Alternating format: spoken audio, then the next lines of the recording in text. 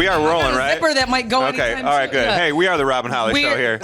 Backstage at the Hard Rock Artist Lounge with Cole Swindell, and we're popping buttons off our shirts, y'all. Hey. Cole, does that happens though? I mean, it's. I mean, he's in a little better shape. And I don't really pop too many buttons, just some tops of beers sometimes. I Yeah. meant girls like for you, I guess more. Yeah. But you're engaged now, so I No more of that. So. You're like, hey, whoa. Yeah. Can you? We never heard the story. Do you mind telling No, us the I don't story mind. of No. maybe how you got engaged? It was Yeah, romantic. You were the most romantic I don't person. know. I don't know about that. I always wondered. I was like, I don't know what I'm ever going to do if I ever get to the point where I want to be engaged. But it just kind of happened the way we met. You know, I'd known her for a couple years and just friends, really, off and on. Like, didn't ever hang out really. And I was getting ready to shoot a video, and we had been talking for a few weeks and weren't together yet. But I knew, I was like, if I don't ask her to be in this video, and I was like, we'll probably never be together. So I was like, why not just ask? And I did. She was like, all right, I'm cool with that. So she came to Nashville, and that was kind of like our first date, was the video shoot for a song called Some Habits off my last album. And so awkward. I mean, it was a love song with somebody on the first date. You're having to act like you're in love on the first date. It was not my, I thought it was, be a cool little thing, but I was like, man, this is nerve-wracking. It's like going on The Bachelor. Things happen really yeah, fast. it's like, yeah, very. And it's, but, and I didn't know how, I never knew it would lead to us being engaged. But yeah, so fast forward, year and a half, almost 2 years later, and we're about to go out to Texas for the ACMs. And I was like, man, I really want to do this before I go out there because there's a lot going on. I had no idea what was going to happen in Texas, but I was like, I know one thing that I want to happen now. So we were leaving Nashville. And it was the weekend Taylor Swift happened to be playing, I don't know how many nights in a row. Taylor has changed so many lives, and look at her affecting yours too, Cole.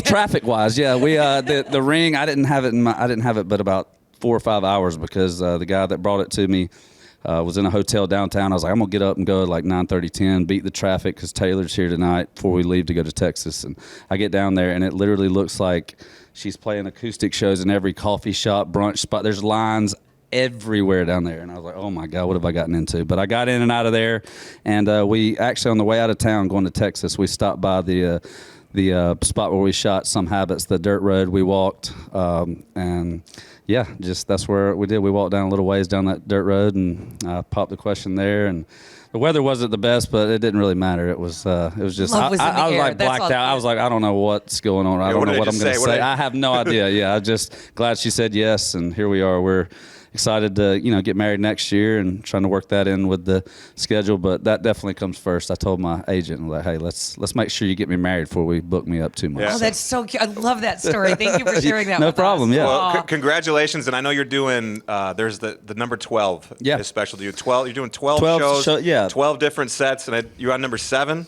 as What's of that? right now. Have you done? Is that what? We've done 9 of them. We got 3 more. So we've got this show, and then obviously the 12 tour starts back the rest of the weekend. We've got 3 left of those, but.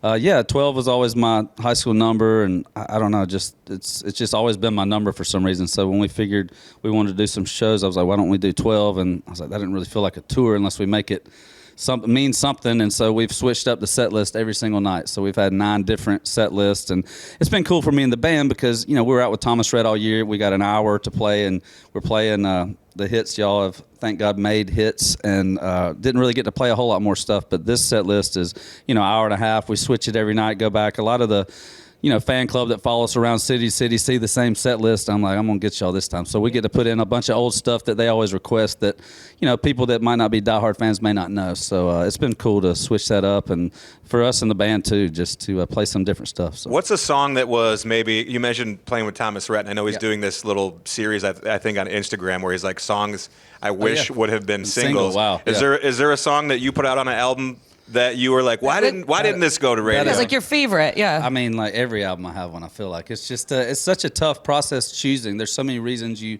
choose singles, and yeah, there was one off of second or third album at this point. I can't remember exactly, but I know what the song's. It's called "Broke Down," and I don't know. That was always one of my favorite songs. I wrote it. And I wish, you just can't get to all of them. But that's always my point is I want to make the best album I can. I want it to be hard to choose a single.